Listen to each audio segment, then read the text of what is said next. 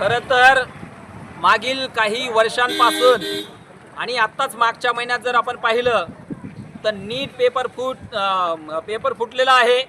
मागच्या काही वर्षापासून सतत म्हणजे आरोग्य विभाग असेल किंवा इतर विभागाचे सतत पेपर फुटल्या जात आहेत किंवा फोडल्या जात आहेत असं म्हणता येईल।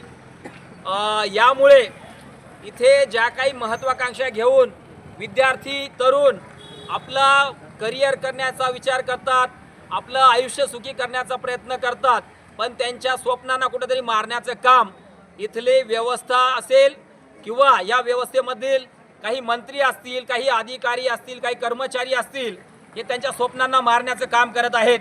नीट पेपर फुटल्यानंतर पूर्ण देशभर गदारोळ झाला हे आपण पाहिलेलं आहे।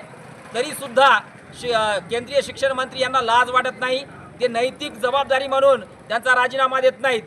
तो पेपर सुद्धा महाराष्ट्रातून फुटला होता आणि आता आपण पाहतो 28 तारखेला रविवारी पेपर होता आणि 27 तारखेला शनिवारी टीईटीचा पेपर फुटतो।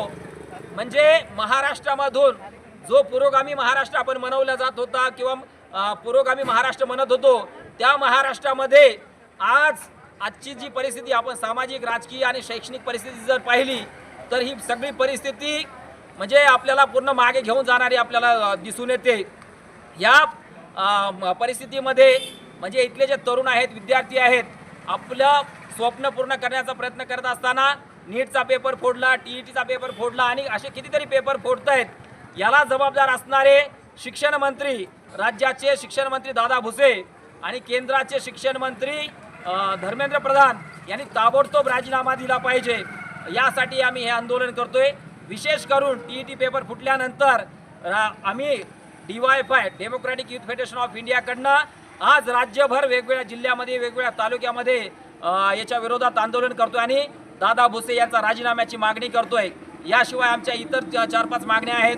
म्हणजे जे दोषी असतील त्याच्यावरती कठोर कारवाई झाली पाहिजे आणि ही परीक्षा पद्धती आहे ती पद्धती किंवा ती व्यवस्था सुधारली पाहिजे अशी आमची मागणी आहे।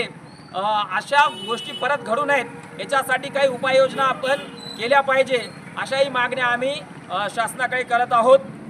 परत एकदा नीट पेपर फुटीचा आणि टीईटी पेपर फुटीचा तीव्र निषेध करतोय आणि DYFI कडनं यांचा राजीनाम्याची आम्ही मागणी करतो।